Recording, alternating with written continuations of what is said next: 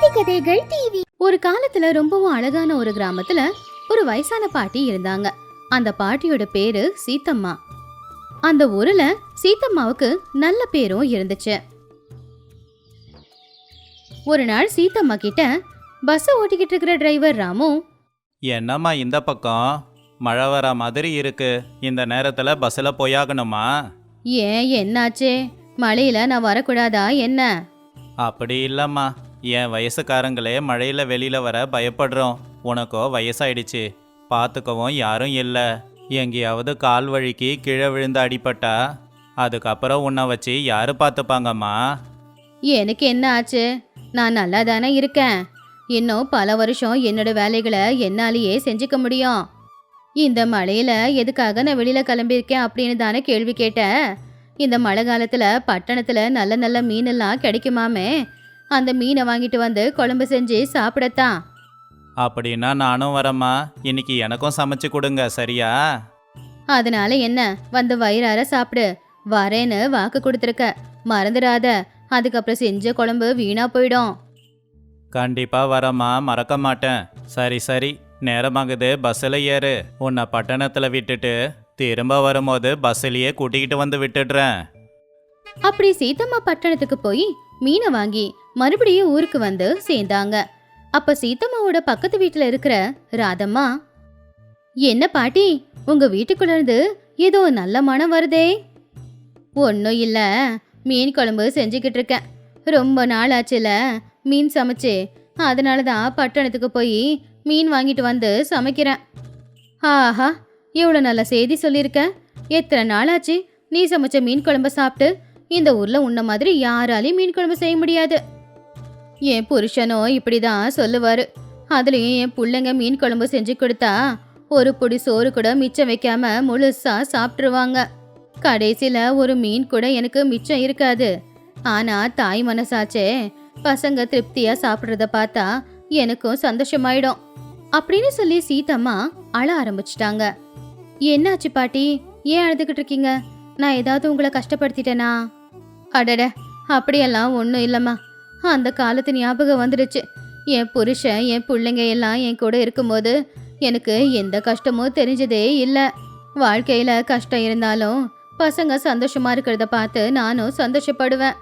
எனக்கும் என் புருஷனுக்கும் எவ்வளோ கஷ்டம் இருந்தாலும் அதை பசங்க முன்னாடி மட்டும் காட்டிக்கிட்டதே இல்லை. அப்போ நானும் என் புருஷனும் என் பிள்ளைங்களோட வாழ்ந்துக்கிட்டு இருந்தது சின்ன குடிசையில. அதிகமாக மழை பெஞ்சதுன்னா தண்ணியெல்லாம் வீட்டுக்குள்ளே வந்துடும். வெயில் காலத்தில் அந்த வீட்டுக்குள்ளார தூங்கவே முடியாது. ஆனால் பசங்களுக்கு மட்டும் எந்த குறையும் வந்துடக்கூடாதுன்னு நாங்கள் 2 பேரும் ஒரு வேளை சாப்பிட்டு பசங்களுக்கு 3 வேளை சாப்பாடு போட்டு படிக்க வச்சுக்கிட்டு இருந்தோம்.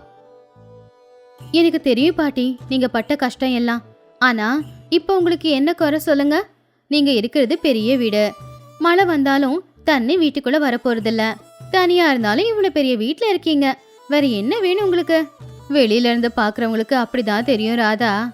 ஆனா நான் இந்த வீட்டுல சந்தோஷமா இல்ல. ஏதோ இருக்கணும்னு இருக்கிறேன், அவ்வளவுதான். பசங்களாவது என்ன பார்க்க வருவாங்களான்னு பார்த்தா அவங்களும் வர மாட்டேங்கிறாங்க. சரி பரவாயில்ல, நம்மளாவது அவங்கள பார்க்க போலான்னு பார்த்தா எனக்கு போக நேரமும் கிடைக்க மாட்டேங்குது. என்னால் பட்டணத்தில் இருக்க முடியாது, அவங்க கிராமத்துக்கு வர மாட்டாங்க. என்ன பண்ணுறது? பார்த்துக்கிட்டு இருக்கும்போதே வாழ்க்கை அப்படியே ஓடிடும். அப்பதான் அங்கே வந்த ராமு, அம்மா, மீன் குழம்பு வாசம் தெரு வரைக்கும் வந்துடுச்சு, சீக்கிரமா போடுங்க, சாப்பிட்டுட்டு போறேன். வந்துட்டியா ராமு? பரவாயில்ல, ஏதோ இந்த அம்மா கூப்பிட்டாங்களேன்னு வந்திருக்கியே. போனா போகுது கிளவி, சும்மாதான் கூப்பிடுதுன்னு சொல்லி வராம விட்டுடல. நீ வந்ததுல எனக்கு ரொம்ப சந்தோஷம். நான் ஏன் வராம இருக்க போறேன் சீதாம்மா? எவ்வளோ அழகா கூப்பிட்டப்பா. என் பிள்ளைங்களும் என்ன அப்படிதான் கூப்பிடுவாங்க. நான் கூட உங்க புள்ள மாதிரி தாம்மா. சரி சரி, சீக்கிரமா சாப்பாடு போடுங்க. அப்படி சீத்தம்மா பாட்டி ராமுவுக்கு சாப்பாடு பரிமாறினாங்க. ராமுவும் வயிறார சாப்பிட்டுட்டு, ஆஹா, மீன் குழம்பு இன்னும் ருசியா இருக்கு. என்ன இருந்தாலும் உன் கைப்பக்குவமே தனிதான். உன் கையால் சாப்பாடு சாப்பிட நான் கொடுத்து வச்சிருக்கணும். நீ எப்போ மீன் குழம்பு வச்சாலும் என்னை கூப்பிடு, நான் நிச்சயமா வந்து சாப்பிட்டுட்டு போறேன், சரியா? சீத்தம்மாவும் சிரிச்சுக்கிட்டே சரி அப்படின்னு சொன்னாங்க. இப்படியே நாட்களும் போச்சு. ஒரு நாள் சீத்தம்மா சாப்பாடு பரிமாறிக்கிட்டு சாப்பிட உக்காந்துருந்தாங்க. அப்பதான் அந்த பக்கமா வந்த 2 சின்ன பசங்க சீத்தம்மாவோட வீட்டு வாசல்ல உட்காந்து பேசிக்கிட்டு இருந்தாங்க. டேய் சீனு, இந்த வீட்ல இருந்து நல்ல மனம் வருதுடா. என்ன சமைச்சிருக்காங்கன்னு தெரியலல்ல. வேற என்னடா, மீன் குழம்பு தான். அந்த வாசனை கூடமா உனக்கு தெரியல? வாசமே ரொம்ப நல்லா இருக்குடா. அவங்க பேசுனது கேட்டு சீத்தம்மா வெளியில வந்து, பசங்களா, இன்னைக்கு எங்க வீட்டுல சாப்பிடுறீங்களா? உங்க வீட்லயா? ஆ, எங்க வீட்ல தான். என் கூட சேர்ந்து சாப்பிடுங்கன்னு உங்ககிட்ட சொல்றதுக்கு ஒரு காரணமும் இருக்கு. என்ன பாட்டி அது? மீன் குழம்பு செஞ்சிருக்கேன். ஆனா தனியா உட்காந்து சாப்பிடணும்னா கஷ்டமா இருக்கு. ஏன்னா தனியா உட்காந்து சாப்பிடும்போது என் பேர பிள்ளைங்க ஞாபகம் வந்துருச்சு எனக்கு. உன் பேர பசங்க எங்க இருக்காங்க பாட்டி? அவங்க பட்டணத்துல இருக்காங்க. இப்போதைக்கு வர மாட்டாங்க. நீங்க 2 பேரும் இங்க இருக்கீங்கல்ல, இன்னைக்கு நீங்க என் கூட உட்காந்து சாப்பிடுறீங்களா? சரி பாட்டி, சாப்பிட்றோம். அப்படி ராஜு சீனு 2 பேருமே சேர்ந்து அன்னைக்கு சீத்தம்மா கூட உட்காந்துக்கிட்டு வயிறார சாப்பிட்டாங்க. சில நாட்களுக்கு அப்புறமா ஒரு நாள் ராஜு அவங்க அப்பா கிட்ட போய் இப்படி சொன்னான். அப்பா, அன்னைக்கு நான் சீதாம்மா பாட்டியோட வீட்டில் மீன் குழம்பு சாப்பிட்டேன். அவங்க வீட்ல போய் யாருடா உன்னை சாப்பிட சொன்னது? ஏன் நம்ம வீட்ல சாப்பிட சாப்பாடு இல்லையா என்ன? அப்படி இல்லைம்மா, அந்த பாட்டிக்கு அவங்க பேர பசங்க ஞாபகம் வந்துடுச்சாம்மா. அதனால கூட உட்காந்து சாப்பிட சொன்னாங்க. நாங்கள் சாப்பிட்டோம். சேச்சே, நான் என்ன உன்னை அப்படியாடா வளர்த்து வச்சிருக்கேன்? இன்னொரு தடவை அவங்க வீட்டுக்கு போன உன் காலை வெட்டிடுவேன். தேவி, நீ கொஞ்சம் நிப்பாட்றியா? உனக்கு அந்த சீதம்மா பாட்டியை பற்றி என்ன தெரியும்? ஒரு காலத்தில் பணக்கார குடும்பம்னா அது அந்த சீதம்மா பாட்டியோட குடும்பம் மட்டும்தான். சீதம்மாவோட வீட்டுக்காரரு நம்ம ஊருக்கு நிறைய உதவி பண்ணியிருக்காரு.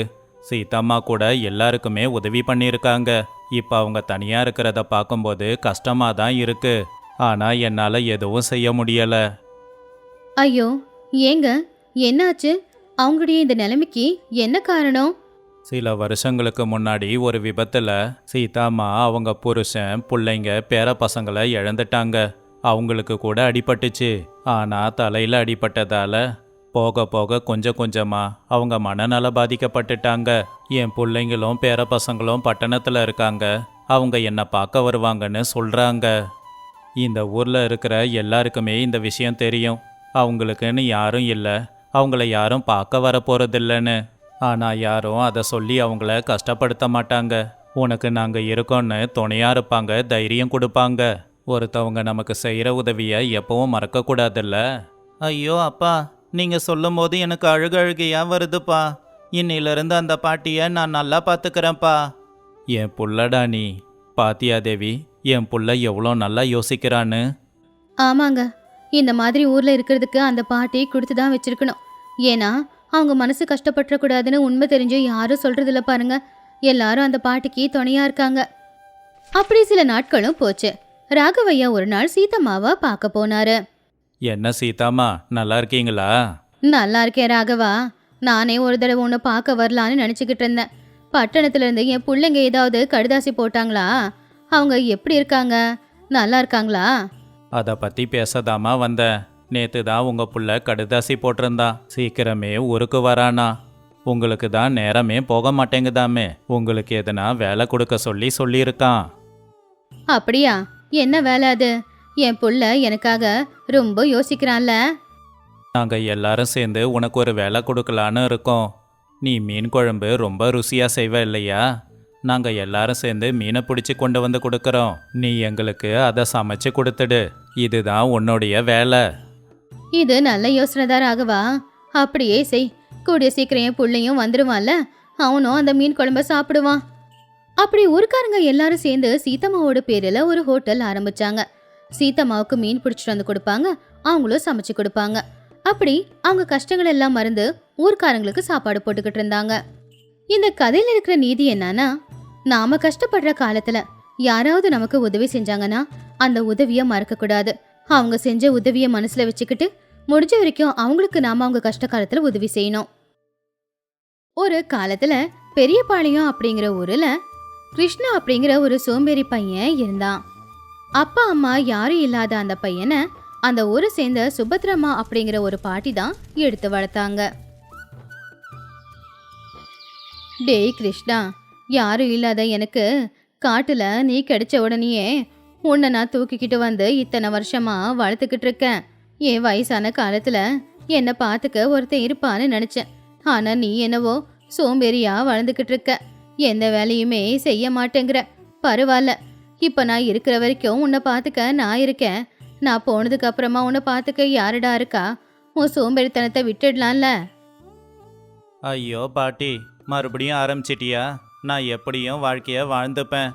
என்னை பத்தி கவலைப்படாம போய் சேர்றதுனா சேரு. இப்படி சுத்தமா பொறுப்பே இல்லாம தான் வாழ்ந்துகிட்டு இருந்தான் கிருஷ்ணா. ஒரு நாள் கிருஷ்ணனுடைய நண்பனான சிவா அவனை பார்க்கறதுக்கு வந்தான். டே கிருஷ்ணா, உன் கூட படிச்ச நாங்க எல்லாருமே இப்போ ஆளுக்கு ஒரு வேலைக்கு போய்கிட்டு இருக்கோம். ஆனா நீ மட்டும் இன்னும் பாட்டியோட வருமானத்திலேயே வாழ்ந்துக்கிட்டு இருக்க. சரி, உன்னை பத்தின கவலை எனக்கு எதுக்கு? நீ சின்ன வயசுல சொல்லுவல்ல, என்னைக்காவது ஒரு நாள் ஒரு மாட்டு வண்டியை வாங்கணும்னு. நீ வாங்கினியோ இல்லையோ, நான் வாங்கிட்டேன்டா. வந்து 2 நாளைக்கு இந்த வண்டியை ஓட்டு. நீ ஒன்றும் சும்மா ஓட்ட வேண்டாம். 2 நாளைக்கான கூலி பணத்தை நான் உனக்கு கொடுக்குறேன். என்னடா சிவா, ஒரு மாட்டு வண்டியை வாங்கின உடனே திமிரு அதிகமாயிடுச்சு போலையே. என்னையே வேலைக்கு வான்னு கூப்பிடுற. வேணும்னா 2 நாளைக்கான வாடகை பணம் நான் உனக்கு கொடுக்குறேன். உன் மாட்டு வண்டியில் என்னை ஏற்றிக்கிட்டு ஊரை சுற்றி காட்டு. எனக்கு நீ பணம் கொடுக்குறியா? நீ பணத்தை சம்பாதிச்சு வச்சிருக்கியா? அந்த பாட்டி கஷ்டப்பட்டு சம்பாதிச்சதை தானே கொடுப்ப. பாட்டி சம்பாதிச்சதை கொடுக்க உனக்கு வெக்கம் இல்லாமல் இருக்கலாம். ஆனால் அதை வாங்க எனக்கு வெக்கமாக இருக்கு. வேணும்னா சும்மா உட்கார வச்சு ஊரை சுற்றி காட்டுறேன், வரியா? அப்படின்னு சிவா கிண்டலா சொல்லி அங்கிருந்து போயிட்டான். அதை கேட்டு கிருஷ்ணாவுக்கு ரொம்பவுமே கோவம் வந்துச்சு. ஆனா எதுவும் செய்ய முடியாம மனசுல இப்படி நினைச்சுக்கிட்டான். இவனுக்கு எவ்வளோ திமிரு! ஒரு மாட்டு வண்டி வாங்கிட்டான்னு தானே இவ்வளோ திமிரு. நானும் பட்டணத்துக்கு போய் பணம் சம்பாதிச்சு ஒரு மாட்டு வண்டி வாங்குறேன். ஒன்றும் இல்லை, 2 மாட்டு வண்டி வாங்குறேன். கஷ்டப்பட்டு சம்பாதிச்சு வாங்குறேன். அப்போதான் நான் யாருன்னு இவனுக்கு தெரியும். அதுக்கப்புறம் இந்த ஊர்க்காரங்களுக்கு நான் யாருன்னு காமிக்கிறேன். அப்படின்னு சொல்லி தடவையா அவனுடைய சோம்பேறித்தனத்தை எல்லாம் விட்டுட்டு வீட்டை விட்டு வெளியில வந்தான். அப்பதான் பாட்டி அங்க வந்தாங்க. என்னடா கிருஷ்ணா, எங்க போய்கிட்டு இருக்க? சிவனே, அப்படின்னு பட்டணத்துக்கு வேலை செய்யலான்னு கிளம்புறவங்கிட்ட எங்கே போகிறேன்னு கேட்குறிய? 1 மாதம் பட்டணத்துக்கு போய் வேலை செஞ்சுட்டு வரேன். அது வரைக்கும் இங்கே கவனமாக இரு. எதுனா தேவைப்பட்டா ராமையா வீட்டுக்கு போ. அங்கே நான் கடுதாசி போட்டுக்கிட்டு இருப்பேன். எதுவாக இருந்தாலும் அவங்க எனக்கு சொல்லுவாங்க. அப்படின்னு சொல்லி பட்டணத்துக்கு கிளம்புனா கிருஷ்ணா. ஐயோ, 2 தெரு தாண்டி வந்ததுக்கு இவ்வளோ சோர்வாக இருக்கு. என்கிட்ட இருக்கிற பணமே கொஞ்சம்தான். அந்த பணத்தையும் செலவு பண்ணி மாட்டு வண்டியில் போனால் என்கிட்ட இருக்கிற பணம் இப்போவே காலி ஆயிடும். பரவாயில்ல, செலவானா ஆகட்டும். பட்டணத்துக்கு போய் எதனா வேலை பார்த்து பணம் சம்பாதிச்சுக்கிறேன். அப்படின்னு சொல்லி மாட்டு வண்டியில ஏறி அவன் கிட்ட இருக்கிற கொஞ்சம் பணத்தை மாட்டு வண்டியில போறதுக்கே செலவு பண்ணா கிருஷ்ணா. மொத்தத்துல பட்டணத்துக்கும் வந்து சேர்ந்தான். அப்பாடா, பட்டணத்துக்கு வந்தாச்சு. ஆனால் எனக்கு ரொம்ப பசி எடுக்குது. இதை பார்த்தா சாப்பாட்டு கடை மாதிரி தான் இருக்கு. முதல்ல போயிட்டு வயிறு ரொம்புற அளவுக்கு சாப்பிடணும். அப்படின்னு சொல்லி சாப்பாடு கடைக்கு நடந்து போய்கிட்டு இருந்தான் கிருஷ்ணா. அப்போ அங்க இருக்கிற ஒருத்தர் வெளியில வந்து அவனை பார்த்து இப்படி சொன்னாரு. என்னப்பா நீ இந்த கடைக்குள்ள போற? இங்க சாப்பாடு மோரை தவிர எதுவும் தர மாட்டாங்க. ஏன்னா இது இலவச சாப்பாட்டு கடை. அங்க பக்கத்துல இருக்கே, அதுதான் என்னோட கடை. அங்க வந்து பாரு, பலவிதமான பொரியல், இனிப்பு, சாம்பார், ரசம், காரக்குழம்புன்னு அது கூடவே சூடா சாப்பாடும் வடிச்சு கொடுக்கறேன். பசியை இல்லாதவன் கூட நிறைய சாப்பிடுவான். அப்படி இன்னும் எதுவும் அந்த ஆளு சொல்ல வரும்போது கிருஷ்ணா அதை தடுத்து நிப்பாட்டி இப்படி சொன்னான். சரி சரி, நிப்பாட்டு. என்ன சொல்ல வர? உன் சாப்பாட்டு கடையில் சாப்பாடு அருமையா இருக்கும்னு சொல்ல வர, அதானே? சரிவா போகலாம். அப்படின்னு சொல்லி அந்த சாப்பாடு கடைக்கு போய் வயிறார சாப்பாடு சாப்பிட்டான் கிருஷ்ணா. இவனை பார்த்தா பணக்கார பையன் மாதிரி இருக்கான். மாட்டு வண்டியில எல்லாம் வந்து இறங்கனா போதும்னு கூட சொல்லாம சாப்பிட்டுக்கிட்டே இருக்கான். இன்னைக்கு எனக்கு நிறைய லாபம்தான் அப்படின்னு அவன் மனசுக்குள்ள நினைச்சுக்கிட்டு இருந்தான். இந்த பக்கம் கிருஷ்ணா நல்ல வயிறார சாப்பிட்டுட்டு அதுக்கப்புறமா கையை கழுவிட்டு அங்கிருந்து போய்கிட்டு இருந்தான். ஏன்பா தம்பி, இருப்பா, எங்க போய்கிட்டு இருக்க? சாப்பிட்ட சாப்பாட்டுக்கு பணம் கொடு. என்ன இது, நீங்க இலவசமா சாப்பாடு போடலையா? நான் ஏன்பா இலவச சாப்பாடு போட போறேன்? அதோ அந்த கடையில தான் இலவசமா சாப்பாடு போடுவாங்க. அங்க சுவையா இருக்காதுன்னு தானே உன்னை இங்க கூட்டிட்டு வந்தேன். பணம் கட்டாம எங்க போய்கிட்டு இருக்க? மாட்டு வண்டியில வந்தியே பணக்கார பையன்னு நினைச்சேன். ஆனா இப்படி பண்ணிக்கிட்டு இருக்கியே. சரியா போச்சு, நான் இலவச கடைக்கு தானே போனேன். நீங்க தானே பாசமா பேசி இங்க கூட்டிட்டு வந்தீங்க. இப்ப வந்ததுக்கு அப்புறம் ஏமாத்தி பணம் கேக்குறியா? நீ எதிர்பார்க்குற மாதிரி என்கிட்ட பணம்லாம் இல்லை. எல்லா பணத்தையும் மாட்டு வண்டிக்கே கொடுத்துட்டேன். கஷ்டப்பட்டு வேலை செய்யலான்னு தான் இங்கே வந்திருக்கேன். சரியா போச்சு. நீ சாப்பிட்ட சாப்பாட்டை இப்போ உன்னை துப்ப சொல்ல முடியாது. சரி, ஒன்று பண்ணு, கடையில் பாத்திரங்களை கழுவு. என்னது, பாத்திரம் கழுவணுமா? எனக்கு வேலை செய்யவே பிடிக்காது.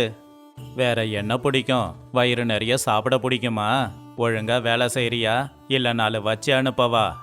வேணாம், நீ சொல்ற வேலையை செஞ்சுட்டு போறேன் அப்படின்னு கிருஷ்ணா பாத்திரம் கழுவலான்னு பின்னாடி போய் பார்த்தா அங்க பாத்திரம் நிறைய இருந்துச்சு. அதை பார்த்து பயந்து போய் அவனுடைய மனசுக்குள்ள இப்படி நினைச்சான். சாப்பிட்டுட்டு கை கழுவவே நான் கஷ்டப்படுவேன். இவ்வளோ பாத்திரங்களை கழுவணுமா? என்னால் முடியாது. ஆனால் வேற வழியும் இல்லையே.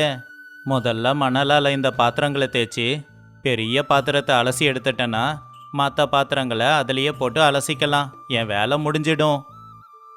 அப்படி அவ்வளோ பாத்திரத்தையும் 1/2 மணி நேரத்துல கழுவி முடிச்சிட்டான் கிருஷ்ணா. என்னது, இவ்வளோ பாத்திரங்களை இவ்வளோ சீக்கிரம் கழுவிட்டியா? உண்மையிலேயே நீ மனுஷன்தானா? எனக்கு எதுக்கு அதெல்லாம்? சரி, நீ சாப்பிட்ட சாப்பாட்டு செலவு போக மிச்சம் 2 ரூபா கை செலவுக்கு வச்சிக்கோ. வேலை தேடி தானே பட்டணத்துக்கு வந்திருக்க. எங்க ஐயாவுக்கு வேலைக்காரன் வேணுமா? நீ அவருக்கு சரியா தான் இருப்ப. அங்க வேலை செய்யறியா? அதுக்கு தினங்க வந்திருக்கேன். வேண்டான்னு சொல்லுவனா?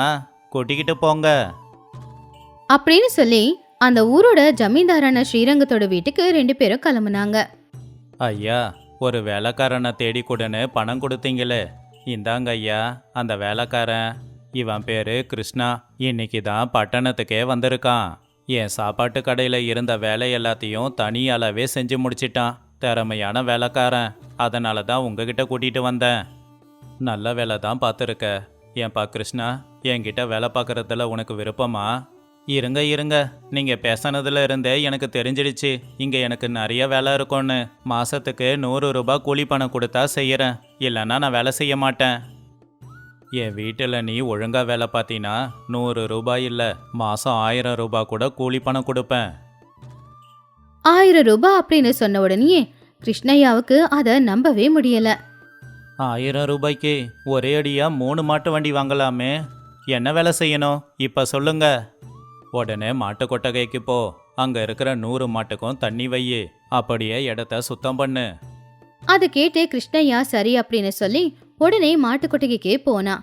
கிணத்துல இருந்து தண்ணியை இறைக்கிறதுக்கு அவன் ரொம்பவும் கஷ்டப்பட்டுக்கிட்டு இருந்தான். பாட்டி கேட்டாலும் ஒரு குடம் தண்ணி கூட இறைச்சி கொடுத்ததில்ல. இங்கே இத்தனை மாடுங்களுக்கு தண்ணி இறைக்கணுமா? அப்படி அவன் யோசிச்சுக்கிட்டு இருக்கும்போது பக்கத்துல இருக்கிற ஒரு பெரிய பாத்திரத்தை பார்த்தான். அந்த பாத்திரத்துக்கு கைத்த கட்டி ஏதேதோ கணக்கு போட்டு பக்கத்துல இருந்த ஒரு எரும மாட்டோட வயித்துல அந்த கைத்தையும் கட்டி விட்டுட்டான். அதுக்கப்புறமா அந்த பாத்திரத்தை கிணத்துல போட்டான். நின்னுகிட்டு இருந்த எரும மாடுக்கு கொஞ்சம் தூரத்துல சாப்பிட்றதுக்கு புல்ல போட்டான். அப்ப அந்த எரும மாடு அந்த புல்ல சாப்பிட்றதுக்காக அவ்வளவு தூரம் நடந்து போச்சு. அப்ப அந்த பாத்திரத்தை நிறைய தண்ணி மேல வந்துச்சு. அந்த தண்ணியை எடுத்து பக்கத்துல இருக்கிற எல்லா பாத்திரத்திலையும் ஊத்தி வச்சான். இப்படி எரும மாட்டோட உதவியால ரொம்ப நேரமா செய்ய வேண்டிய வேலைய கொஞ்ச நேரத்துல செஞ்சு முடிச்சான் கிருஷ்ணா. அப்பாடா, கஷ்டப்படாம ஒரு வேலையை செஞ்சு முடிச்சிட்டேன். ஐயா, வேற எதுனா வேலை இருக்குங்களா? என்னது, 100 மாடுங்களுக்கு தண்ணி வைக்கிறதே பெரிய வேலை. மாட்டு கொட்டகையை வேற சுத்தம் பண்ண சொன்னேன். எல்லாத்தையுமா செஞ்சு முடிச்சிட்ட? அப்படின்னு சொல்லி ஜமீன்தார் மாட்டு கொட்டகைய வந்து பார்த்தாரு. நீ சாதாரண மனுஷன் இல்ல, நீ என்ன மந்திரவாதியா? இவ்வளோ பெரிய வேலையை இவ்வளோ சீக்கிரம் முடிச்சிட்ட. இன்னைக்கு உனக்கு வேற எதுவும் வேலை இல்லை. போய் சாப்பிட்டுட்டு ஓய்வெடுத்துக்கோ. அப்படி ஜமீன்தார் ஒவ்வொரு நாளும் ஏதாவது வேலை கொடுத்தா சோம்பேறியான கிருஷ்ணா அவனுடைய உடம்புக்கு வேலை கொடுக்காம மூளைக்கு மட்டும் வேலை கொடுத்து அந்த வேலையை சீக்கிரமா செஞ்சுக்கிட்டு இருந்தான். அவனுடைய வேலை திறமைய பார்த்து சந்தோஷப்பட்ட ஜமீன்தார் சொன்ன பணத்தை விட கொஞ்சம் அதிகமாவ பணம் கொடுத்து 3 வேளை அவனுக்கு நல்ல சாப்பாடும் போட்டுக்கிட்டு இருந்தாரு. நான் பட்டணத்துக்கு வந்து 6 மாசம் ஆச்சு. 2 மாட்டு வண்டி வாங்கலான்னு வந்தேன். இப்போ 10,000 ரூபாய் சேர்த்து வச்சிருக்கேன். பாட்டி அங்க தனியா என்ன கஷ்டப்படுறாங்களோ. ஊருக்கு போய் பாட்டியை இந்த இடத்துக்கே கூட்டிட்டு வரேன் அப்படின்னு சொல்லி ஊருக்கு கிளம்புனா கிருஷ்ணா. அவனை பார்த்து அந்த ஊருக்காரங்க எல்லாருமே ஆச்சரியப்பட்டாங்க. மாட்டு வண்டியில உடம்பு நிறைய தங்க நகை, அப்புறம் நல்ல துணியும் நல்ல செருப்பும் போட்டுக்கிட்டு அவன் வந்ததை பார்த்து எல்லாரும் ஆச்சரியப்பட்டாங்க. டேய் கிருஷ்ணா, வந்துட்டியாடா? எவ்வளோ நாள் ஆச்சுடா உன்னை நான் பார்த்து. ஒரு நாள் கூட நான் உன்னை விட்டு இருந்ததே இல்லை. இந்த பாட்டியோட ஞாபகமே உனக்கு வரலையாடா? ஆமா, என்னடா இது? மாட்டு வண்டி, நகையில இதெல்லாம் யாருதுடா? வேற யாரோடது பாட்டி? உன்னோடது தான். உடம்பு வளைஞ்சு வேலை செய்ய முடியலனாலும் அறிவால சம்பாதிச்சிருக்கேன். இனி உனக்கு எந்த கஷ்டமும் இல்லை. இங்க இருக்க வேண்டாம். வா, 2 பேரும் பட்டணத்துக்கே போகலாம். பட்டணத்துக்கு போகணும்னு நினைச்சிருந்தா நான் எப்பவோ போயிருப்பேன்டா. ஆனா இந்த ஊரை விட்டு வர எனக்கு மனசே இல்லை. ஏன்னா நீயும் இந்த ஊர் எல்லையில தானடா எனக்கு கிடைச்ச. எனக்கு இப்போ ரொம்ப வயசாயிடுச்சு. சாகும்போது இந்த ஊர்ல தான்டா நான் சாகணும். ஒன்று பண்ணுப்பா, நீ பட்டணத்திலேயே வாழ்ந்துக்கோ. முடிஞ்சா மாசத்துக்கு ஒரு தடவை வந்து என்ன பார்த்துட்டு போ. அதுவே போதும். அதை விட்டுட்டு என்னையும் இந்த ஊரையும் பிரிக்க பார்க்காதடா. பாட்டி அப்படி சொன்னதை கேட்டு அவன் ரொம்பவுமே கவலைப்பட்டான். அவன் சம்பாதிச்ச அந்த பணத்துல அங்கேயே ஏக்கர் கணக்குல வயலை வாங்கி விவசாயம் செஞ்சு வாழ ஆரம்பிச்சான். அப்படி புத்திசாலித்தனத்தினால சோம்பேறியா இருந்த அவன் 4 பேரை வச்சு வேலை வாங்குற அளவுக்கு வளர்ந்துட்டான். அது ராமாபுரம் அப்படிங்கிற ஒரு அழகான ஊரு. அந்த ஊர்ல சீத்தம்மா அப்படிங்கிற ஒரு பாட்டி இருந்தாங்க. அந்த ஊர்ல ஒரு பெரிய ஆறும் இருந்துச்சு. ராமாபுரம் பார்க்கறதுக்கு பச்சை பசேல்னு இருக்கிற வயல்வெளி, ஆடு மாடு, நல்ல மனுஷங்களோட பார்க்கறதுக்கு ரொம்ப அழகா இருந்துச்சு. சீத்தம்மாவுக்கு சிவையா அப்படிங்கிற புள்ளையும், ராதா அப்படிங்கிற மருமகளும், கிரி அப்படிங்கிற பேரனும் இருந்தான். பாட்டிக்கு ரொம்ப வயசானாலும் கூட அவங்க சமையல் ரொம்ப சுவையா செய்வாங்க. ராமபுரம் அப்படிங்கிறது சின்ன கிராமம் அப்படிங்கிறதுனால காலையில சூரியன் வரும்போதே சின்ன சின்ன குருவிங்க கத்துற சத்தம், கோழி கூவுற சத்தம், ஆத்துல தண்ணி போற அந்த சத்தம் இதோட பாக்குறதுக்கு ரொம்ப அழகா இருக்கும். சீத்தம்மாவோட புள்ளையான சிவையா ஒரு நல்ல விவசாயி. எப்பவுமே விவசாயம் தான் செஞ்சுக்கிட்டு இருப்பான். பாட்டி, இன்னைக்கு உன் கையால எனக்கு எறா குழம்பு செஞ்சு தரியா? சரி பாகிரி, நம்ம ஊரு ஆத்துல எறா நல்லாவே கிடைக்கும். நீ போய் பிடிச்சுக்கிட்டு வா, நான் குழம்பு வச்சு கொடுக்கறேன். அப்பதான் அந்த பக்கமா வந்த கிரியோட நண்பராமும், எங்கடா போய்கிட்டு இருக்க? எறா பிடிக்க ஆத்துக்கு போய்கிட்டு இருக்கேன். நேற்று மழை பெஞ்சதில் ஆறு குளம் எல்லாமே ரொம்பி போய் கிடக்குது. பனை மரத்துல இருந்து காஞ்சி போன இலையெல்லாம் விழுந்திருக்கு. அதே மாதிரி பனம்பழமும் விழுந்திருக்கு. நிறைய அழுக்கு தண்ணியெல்லாம் வந்து நம்ம ஆற்றுல தான் கலந்துருக்கு. அதனால் பகல் நேரத்தில் எறா நமக்கு கிடைக்காது. ராத்திரி நேரத்தில் வேணும்னா கிடைக்க வாய்ப்பு இருக்கு. சரிடா, எதுக்கும் ஒரு தடவை போய் பார்க்கலாம். பாத்தியா நிலமை எப்படி இருக்குன்னு இப்போ புரியுதா? ஐயோ, எனக்கு இன்னைக்கு எறா கிடைக்காது போலையே. பாட்டிக்கிட்ட எறா பிடிச்சிட்டு வரேன்னு சொல்லிட்டேன். எனக்காக பாட்டி வீட்டில் காத்துக்கிட்டு இருப்பாங்க. ஆனால் இங்கே எறாவும் கிடைக்கல. இப்போ என்னடா பண்ணுறது? என்னப்பா ஆச்சு? எறா பிடிச்சிக்கிட்டு வரேன்னு காலையில போனவன் இப்பதான் வீட்டுக்கு வர. இவ்வளோ நேரம் எறா பிடிச்சிக்கிட்டு வராம அங்க நீ என்ன பண்ணிக்கிட்டு இருந்த? இல்லை பாட்டி, இவ்வளோ நேரம் எறா பிடிக்க தான் முயற்சி பண்ணிக்கிட்டு இருந்தேன். நேற்று பெஞ்ச மழையில் எல்லா அழுக்கு தண்ணியும் சேறு தண்ணியும் ஆற்றுல வந்து கலந்துடுச்சு. தண்ணி வந்த வேகத்தில் எறா எல்லாம் ஆற்றுலையே அடிச்சுக்கிட்டு போயிடுச்சு போல. எவ்வளோ தேடியும் ஒரு எறா கூட கிடைக்கல. ரொம்ப நேரம் பார்த்தேன், எறா கிடைக்கல. அதனால திரும்ப வீட்டுக்கே வந்துட்டேன். அப்ப பாட்டி அவங்க பேரை சொன்னதை கேட்டு விழுந்து விழுந்து சிரிச்சாங்க. அதுக்கப்புறமா அவங்களுடைய புள்ளையான சிவையாவை கூப்பிட்டியா? என்னம்மா? பாருடா, உன் புள்ள என்ன பண்ணிருக்கான்னு வெறும் கைய வீசிக்கிட்டு வந்திருக்கான். டேய், கதை பேச சொன்னா நல்லா கதை பேசிக்கிட்டு இருப்ப. ஆனா கொஞ்சமாவது அறிவு இருக்கா? ஆளு வளர்ந்திருக்கியே தவிர அறிவு மட்டும் வளராம அப்படியே இருக்குது. ஒரு வேலையாவது உருப்படியா செய்றியா? ஊரை சுத்தி வர சொன்னா நல்லா சுத்தி வருவ. இருமா, நான் போய் பிடிச்சிட்டு வரேன். அவன் சின்ன பையன்டா, அவனுக்கு என்ன தெரியும்? நீ இப்போ வயல்ல இல்ல வயல்வெளியில கல்லுங்களை எல்லாத்தையும் தூக்கி பாரு. அதுக்கு அடியில யாரா இருக்கும், பிடிச்சிக்கிட்டு வா. இப்படியே செல்லம் கொடுத்து அவனை பிரயோஜனம் இல்லாதவனாக்கிடு அப்படின்னு புள்ளிய திட்டி சிவையா எற பிடிக்கிறதுக்காக போனாரு. அப்ப வழியில சிவையாவோட நண்பனான ராகவையாவை பார்த்தாரு. டே சிவா, என்னடா ரொம்ப நாளா என் பார்வையில் நீ படவே இல்லையே? ஒன்றும் இல்லடா, வயல்ல அதிகமாக வேலை இருந்துச்சு. அதான் பார்க்க முடியல. அது மட்டும் இல்ல, மழையும் பெய்யல, என் வயல்ல தண்ணி வசதியும் இல்ல. அதனால விவசாயம் கொஞ்சம் கஷ்டமாயிடுச்சுடா. யாரா எதனா கிடைக்குதான்னு அம்மா போய் பார்க்க சொன்னாங்க. அதான் போய்கிட்டு இருக்கேன். உங்க அம்மா எறா குழம்பு நல்லா வைப்பாங்கடா. எனக்கு அது ரொம்ப பிடிக்கும். வெறும் குழம்ப சாப்பிட்டா கூட சுவையா இருக்கும். சாப்பாடு இல்லைனாலும் வெறும் குழம்ப கூட நான் ஊற்றி குடிப்பேன். உங்க அம்மா வயசானாலும் நல்லா சமைக்கிறாங்க. கொஞ்ச நேரத்துல சிவையா பேசி முடிச்சிட்டு வயலுக்கு போய் அங்க பாறை சின்ன சின்ன கல்லு இருந்தா அதை எடுத்து பார்த்தாரு. அப்படி தேடிக்கிட்டே இருக்கும்போது கொஞ்ச நேரத்துல நல்ல இறாக்கள் அவருக்கு கிடைச்சது. அது எல்லாத்தையுமே பிடிச்சுக்கிட்டு ஒரு பையில போட்டு எடுத்துக்கிட்டு அவங்க அம்மாவுக்கு கொடுக்கறதுக்காக வீட்டுக்கு போய்கிட்டு இருந்தாரு. சிவையா இறை எடுத்துக்கிட்டு போறத பார்த்து ஊஜனங்க எல்லாருமே இன்னைக்கு சீத்தம்மாவோட வீட்டுல இருந்து இறா குழம்பு மனம் வரப்போகுது அப்படின்னு பேசிக்கிட்டு இருந்தாங்க. அது கேட்டுக்கிட்டு இருந்த சிவையா சிரிச்சுக்கிட்டே போய்கிட்டு இருந்தான். தூரத்துல நின்னே புள்ள இறா எடுத்துட்டு வரத பார்த்து சீத்தம்மா சந்தோஷமா சிரிச்சுக்கிட்டு இருந்தாங்க. அந்த இறாவை எடுத்துக்கிட்டு வீட்டுக்குள்ள போனாங்க. உன்னை பார்க்கும்போது அந்த காலத்துல உங்க அப்பா போய் இறா பிடிச்சிக்கிட்டு வர மாதிரியே நீயும் வரடா. உங்க அப்பாவும் இப்படி போனாரா அப்படி கொண்டு வந்தாரான்னு இருப்பாரு. நீயும் அதே மாதிரி தான் இருக்க. பாட்டி, இந்த எறா குழம்ப எப்படி வைப்ப? முதல்ல உங்க அப்பா கொண்டு வந்திருக்கிற இந்த இறாவோட ஓடு எல்லாத்தையுமே எடுத்துட்டு அதுக்கப்புறமா தண்ணி ஊற்றி நல்லா கழுவி அடுப்பை பற்ற வச்சு அடுப்பில் இந்த இறாவை போட்டு வேக வைக்கணும். அதுக்கப்புறமா பூண்டு, மிளகா, தனியா, தக்காளி, வெங்காயம், மசாலா எல்லாம் போட்டு அரைச்சி குழம்பு வைக்கணும்டா. அன்னைக்கு சீத்தம்மா பாட்டி இறா குழம்பு வச்ச உடனேயே அந்த மனம் ஊருக்குள்ள எல்லா இடத்துலயும் பரவி அம்மா குழம்பு வச்சுட்டாங்க அப்படின்னு ஊர்க்காரங்க எல்லாரும் பேசிக்கிட்டு இருந்தாங்க. அந்த ஊர்ல இருக்கிற எல்லாருமே எறா குழம்பு அப்படின்னு சொன்னா போதும் அவங்க வாயில வர முதல் வார்த்தை சீத்தம்மா பாட்டி தான். சீத்தம்மா பாட்டி எறா குழம்பு வச்சாங்கன்னா அக்கத்து பக்கத்து வீட்டுக்காரங்க எதிர் வீட்டுக்காரங்க குழம்பு கேட்காம இருக்கவே மாட்டாங்க. அந்த அளவுக்கு நல்லா இருக்கும் அந்த குழம்பு. அப்படி கண்ணை மூடி திறக்கிறதுக்குள்ள பாட்டி குழம்ப வச்சு முடிச்சுட்டாங்க. குழம்பு நல்லபடி வச்சு முடிச்சதுக்கு அப்புறமா உடனே புள்ளியான சிவையாவையும் மருமகளான ராதாவையும் பேரனான கிரியையும் கூப்பிட்டாங்க.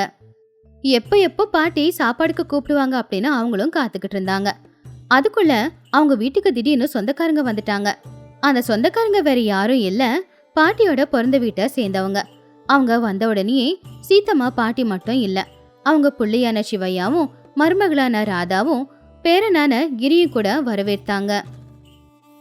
என்ன பாட்டி, எறா குழம்போட மனம் ஊருக்குள்ள வரும்போதே வந்துருச்சே.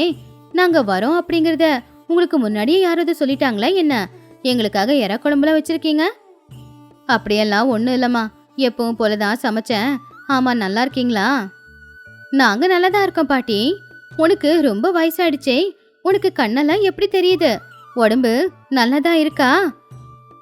எனக்கு என்னம்மா, என் உடம்பு நல்லாதான் இருக்கு. வாங்க, சமைச்சு முடிச்சிட்டேன், வந்து எல்லாரும் உக்காருங்க, சாப்பிட்டுட்டு மற்ற கதையை பேசிக்கலாம். பாட்டி, சாப்பாட்டை வாயில போட்டா போதும், எறா குழம்போட மனமும் சுவையும் எப்படி இருக்கு தெரியுமா? எறா பிடிச்சிட்டு வானா பிடிக்க தெரியாது, ஆனா வாய் மட்டும் நல்லா பேசுற. காலையில போனவன் ஒரு எறாவாவது பிடிச்சிக்கிட்டு வந்தியா? ஆனா வாய் பேச சொன்னா நல்லா பேசுற.